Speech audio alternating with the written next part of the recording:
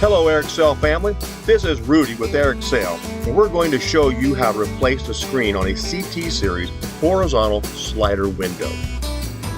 Things to note: cutting and rolling tools are not included in your order, but they will be essential for this replacement. To get started, you'll need to cut the rubber liner and remove it and the screen.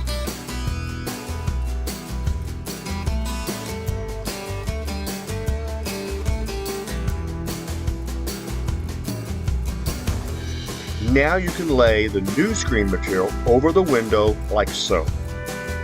And with the roller tool, you can press and roll the new rubber lining into the same groove that you removed the old lining from.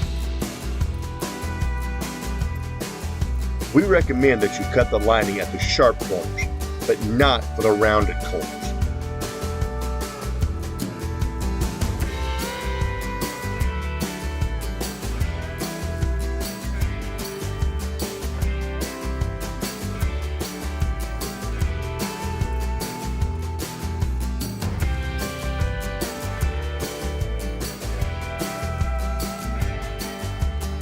Continue rolling the rubber lining into the groove around the entirety of the screen, and then cut the excess lining and excess screen material from the window.